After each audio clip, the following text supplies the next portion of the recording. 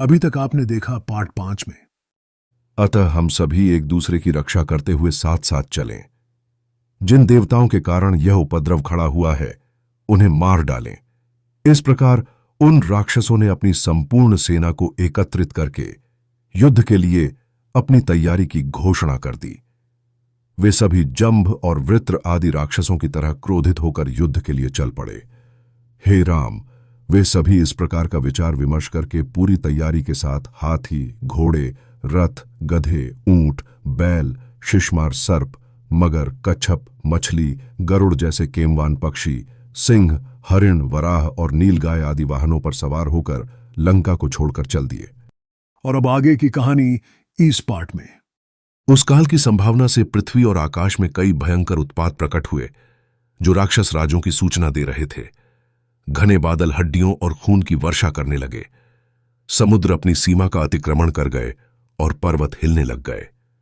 बादल के समान गरजने वाले लोग विकट अट्टहास कर उठे और खतरनाक दिखाई पड़ने वाली गीदड़ियां दारुण स्वर में रोने लगीं। पृथ्वी आदि तरह के भूत उठते गिरते और विलीन होते हुए नजर आने लगे। विशालकाय गिद्धों के झुंड अपने मुख द्वारा आग उगलते राक्षसों के ऊपर काल की तरह मंडराने लगे। तोता, मैना, कबूतर आदि पक्षी नगर छोड़कर भागने लगे। वहां पर पशु आर्तनाद करने लगे और बिल्लियां गुर्राने लगीं। कालपाश होते हुए भी वे राक्षस अपने बल के घमंड में मत्त थे। वे अपने अत्याचारों और उत्पातों की अवहेलना करते हुए युद्ध करने के उद्देश्य से आगे बढ़ते जा रहे थे। माल्यवान, सुमाली तथा माली तीनों प्रज्वलित अग्नि के समान परम तेजस्वी शरीर वाले थे तथा सभी राक्षसों का नेतृत्व करते हुए आगे आगे चल रहे थे। जिस प्रकार देवतागण ब्रह्मा जी का आश्रय लेते हैं, उसी प्रकार उन सभी राक्षसों ने माल्यवान पर्वत के समान बलशाली राक्षसराज माल्यवान का आश्रय ले रखा था। विजय पाने के उद्देश्य से राक्षसों की वह सेना मेघों के समान देवलोक की ओर बढ़ती चली जा रही थी।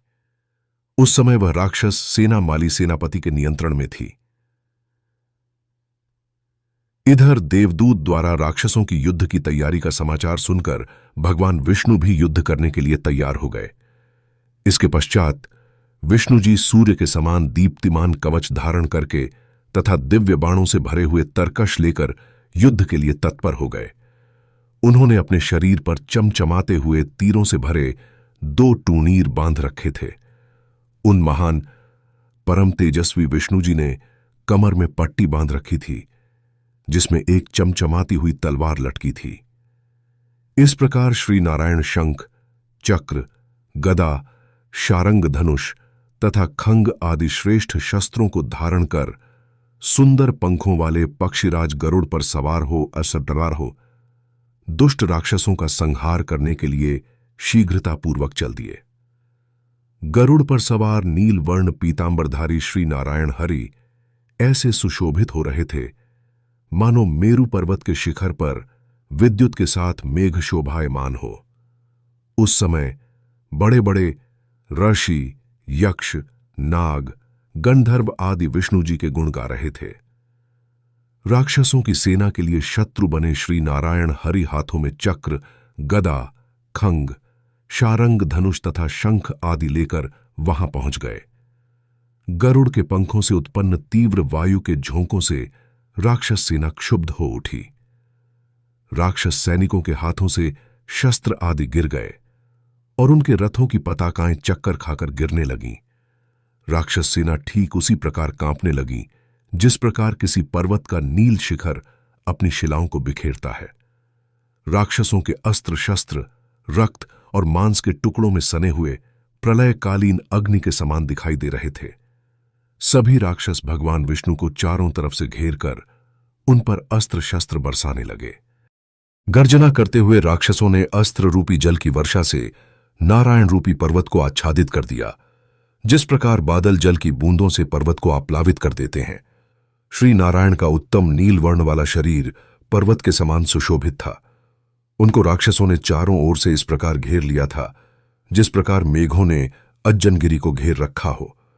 जैसे धान के खेत में टिड्डी दल, अग्नि में पतंगे, शहद से भरे घड़े में मधुमक्खियां तथा समुद्र में मगरमच्छ घुस जाते हैं। ठीक उसी प्रकार राक्षस सैनिकों के धनुषों से वायु, वज्र और मन के वेग के समान बाण भगवान विष्णु के शरीर में प्रवेश कर इस प्रकार विलुप्त हो गए, जैसे प्रलय काल में सभी लोक श्रीहरि में विलय हो जाते हैं। हाथी सवार हाथी पर, रथी अपने रथों पर तथा अश्वारोही अपने घोड़ों पर एवं पैदल ज्यों के त्यों सभी आकाश में स्थित थे। उन राक्षसों के शरीर विशाल पर्वतों के समान थे। राक्षसों ने बाण, तोमर, शक्ति आदि की वर्षा करके श्री विष्णु को सांस लेने तक को दूभर कर दिया।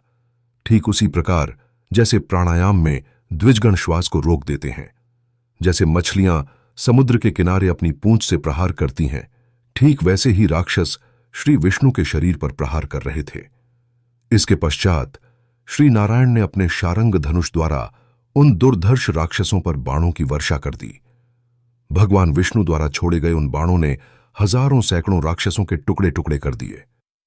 जिस प्रकार वायु का झोंका घिरे हुए बादलों को उड़ा देता है, उसी प्रकार श्री विष्णु ने बाणों की वर्षा द्वारा राक्षसों को भगाने के बाद अपना पांचजन्य नामक शंख बजाया।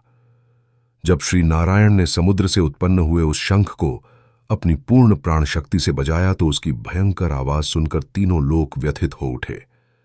जिस प्रकार जंगल में सिंह की दहाड़ सुनकर हिरण भयभीत हो जाते हैं, उसी प्रकार उस शंखराज की आवाज सुनकर सभी राक्षस भयभीत हो गए।